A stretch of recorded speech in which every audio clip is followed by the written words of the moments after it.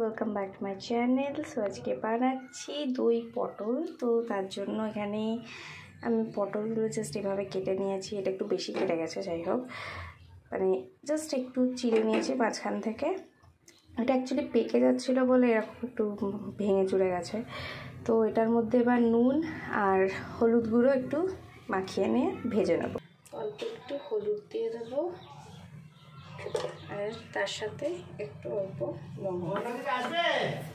তো আমি গ্যাসটা জ্বালিয়ে নিয়েছি, এর মধ্যে একটু তেল দিয়ে দেবো গরম হওয়ার জন্য। আর তার মধ্যে ওই পটলগুলো হালকা একটু লাল লাল করে ভেজে নেবার জন্য। ভেজে নেবার পর যে তেলটা থাকবে সেই তেলটাতে পুরো রান্নাটা আমি কমপ্লিট করব। তো পটলগুলো আগে ভেজে নিই।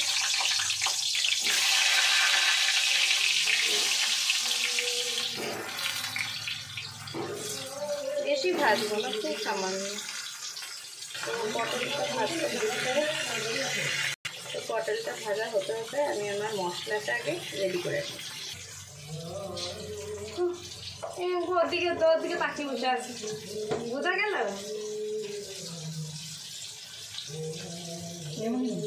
চলছে কিভাবে লালিত হয়ে চলছে।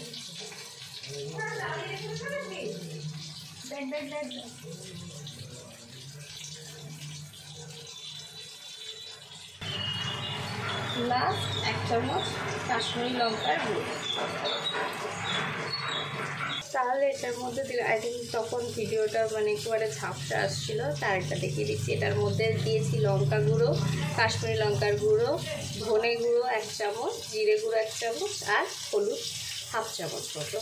তো এরপর এটাকে একটু হাফ কাপ মতো, জাস্ট এতটার মতো একটু জল দিয়ে এটাকে কিছুক্ষণের জন্য ভিজতে দেবো।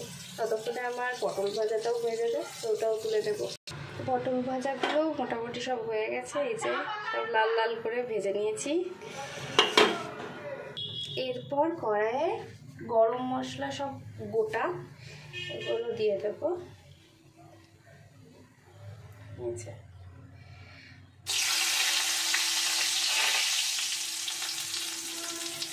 এটা দেওয়ার পরে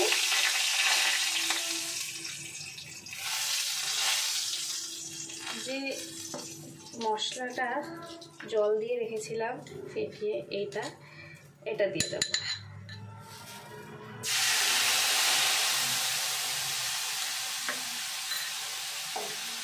সবটা ভালোভাবে নেড়ে নেবার পরে 3টে কাঁচা লঙ্কাটাও দিয়ে দেবো।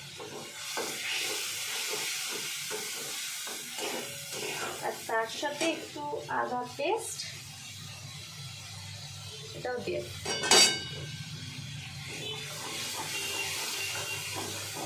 তো এটা ভালোভাবে কষে নেবার পর পটল ভাজাগুলো রেখেছি তুলে, তো সেটা দিয়ে দেব। আর এটার সাথে আপনারা কেউ চাইলে একটু চিনিও অ্যাড করে দিতে পারেন, চিনিতে কালারটাও ভালো আসবে, ইভেন টেস্টটাও খুব বেটার আসবে। মশলাটা কষা হয়ে গেছে, এবার এর মধ্যে পটলগুলো আমি দিয়ে দেবো। ভেজে রাখা পটলগুলো ছিল সেইগুলো, এগুলো খুব ভালোভাবে মিক্সড করে নেবো আগে।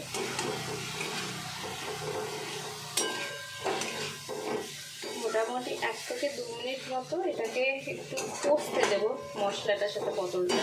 যতক্ষণ 1 থেকে 2 মিনিটের মধ্যে মোটামুটি মশলাটা যতটা ভালো কষা হবে, বেশি কষা তেতো হয়ে যেতে পারে, বাট মিনিমাম যেটুকুনি প্রয়োজন সেইটুকুনি কষে নিয়ে তারপরে দইটা দিয়ে দেবো। তো দইটার মধ্যে আজকে একটা টুইস্ট আছে। দইটার মধ্যে আমি আজকে অ্যাড করেছি একটু কাঁচা লঙ্কা, শুকনো লঙ্কা আর যেটা পেস্ট করা, আর তার সাথে আছে পোস্ত। তো মোটামুটি 3 থেকে 4 জনের মতো আজকে রান্নাটা করছি। তো যাতে সেই রকমই যতটা প্রয়োজন তো ততটা দিয়ে আমি সমস্তটা রেডি করে রেখে দিই।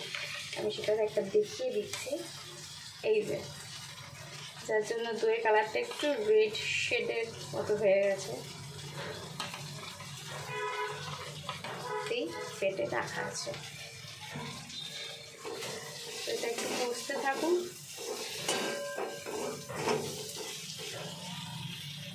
তো এটা মোটামুটি 1-2 মিনিট মতো কষে নেওয়ার পর আমি যে ফেটে রাখা টক দইটার সাথে সমস্ত লঙ্কা আর পোস্তটা বাটা ছিল, তো সেটাও দিয়ে দেব।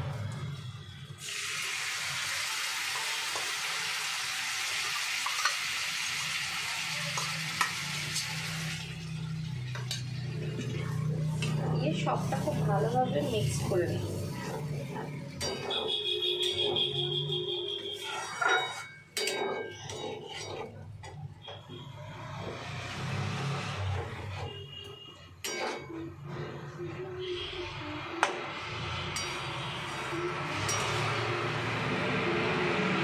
এরপর একটু স্বাদ মতো লবণ দিয়ে দেবো।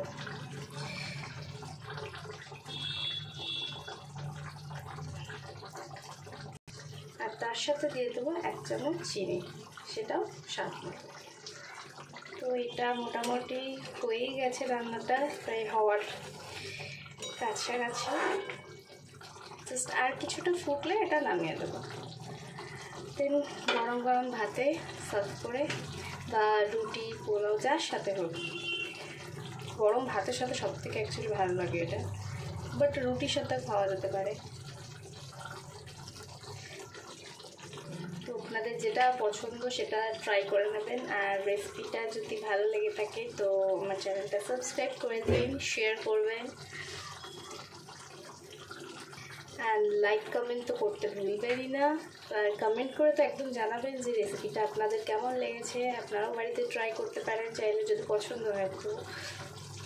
তো এই পটলের রেসিপিটা কেমন লাগলো, পটল দই প্লাস পোস্ত তিনটের রেসিপিটা, তিনটের একসাথে কেমন, তোমরাও একটু ট্রাই করো বাড়িতে যারা দেখবে আমার এই ভিডিওটা। তো তারপরে আমাকে জানিও কমেন্ট করে কেমন লেগেছে। তো চলো টাটা, আবার দেখা হচ্ছে নেক্সট কোনো ব্লগে বা ভিডিওতে। ততক্ষণের জন্য সবাই ভালো থেকো, সুস্থ থেকো, বাই।